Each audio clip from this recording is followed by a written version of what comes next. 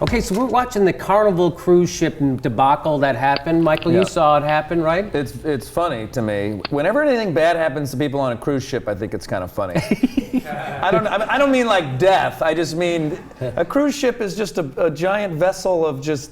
It's hilarious, of consumption and idiot people, and this is great. Yes, it's just like this hedonistic pleasure center, and then when things go upside down, I could see the humor. Sure. Yes, sure. That's what I mean. So we're going to see the humor, hopefully, right now. So they were getting off, so they finally made it back, this Carnival cruise ship that was abandoned because they had a fire in the engine room, and there's no redundancy for power. Why would you want to have power on a cruise redundancy? So they had to be 5 days, no power. It was a nightmare, right? Sewage coming up. They had to go to the bathroom in bags, and it was not good. No, it was not good. They had to sleep in the common areas because there was no air conditioning. So they were interviewing people as they got off the ship.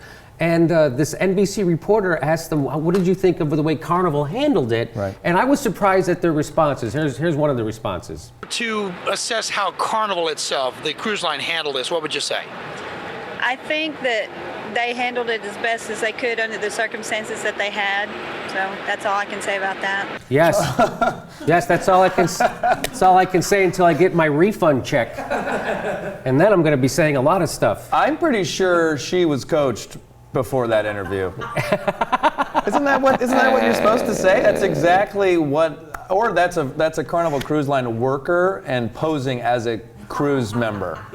That's all I'm going to say about that. Yeah, everyone's different, Michael. You know, some people hate sewage seeping into your cabin. She thinks it's awesome. She thinks it's fun. So there's another young lady. They asked her, what did you think about how Carnival handled it? And here's what she said. Well, it was a little frustrating. I know it with a circumstance like that, it's hard. It's completely out of their control. Yeah, it's completely out of. On the bright side, I did learn how to shit into a plastic bag. I mean, why are they not screaming at them? Why are they not throwing things and yelling and fighting? I mean, I had to shit in a bag once, and it made me very angry. Yeah. It made me very angry. I'm still mad about shitting in that bag. Yeah, spending 5 days on a cruise ship with no electricity or raw sewage just seeping into everything sounds a lot worse than it really is. Yeah. Okay, so then, so this same young lady, they asked her about, was it scary for you while you were on there? But she had a special little helper. And here's what she says. Ready? Watch this, Michael. She's like, okay, something's not right. So we get on our clothes and we see smoke coming down the halls and someone's banging with their life vest on, grab your life vest, head to the lifeboats. And so we thought we were going to die. Like, this is it. Yeah, we thought we were going to die, but we weren't that lucky. We had to shit in a bag for 5 more days. Everything that she just said contradicts what she said before, which was, it was fine. Everything you just described was not fine. Yes. Terrible. Smoke, people, it sounds like a terrible haunted house. And now she's, what? Carnival Cruise Line, the haunted house cruise. Oh no. Yeah, well, it wasn't so bad. Abandoning ship is a great way to meet people. Okay. So she says that, but then this is what I'm talking about. Her friend is going to tell us who was looking out for them. Ready? I'm about to go back. But one thing that I do want to say that really just made a huge difference in my time versus some other people's time is we knew where our hope was. We knew the Lord was in complete control of the situation. Our verse for the trip was Joshua 1:9, which is. Okay. Well, thank you both very much. Enjoy your trip home to Houston and enjoy that first warm shower and that warm meal. Thank you very much. Thanks for talking with us.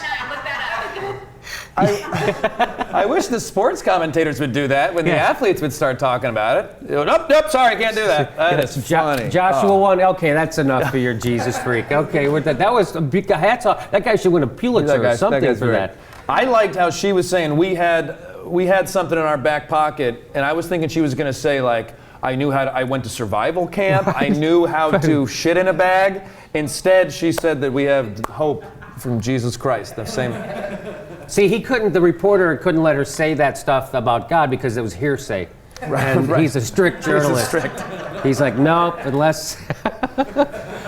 And that's great that she said she knew they were going to make it through because they had the Lord with them. And whenever there's a disaster anywhere, the people who believe in the Lord get through it without a scratch. It was perfect. Without a scratch. Yep. Yeah. Well, that also means that the same Lord that's protecting her also is the same Lord that put her in that difficult situation. This is what I'm saying. It's amazing God that you follow. It's a squiggly line of, why didn't God just help you and fix the frickin' engine? God's not good with his hands.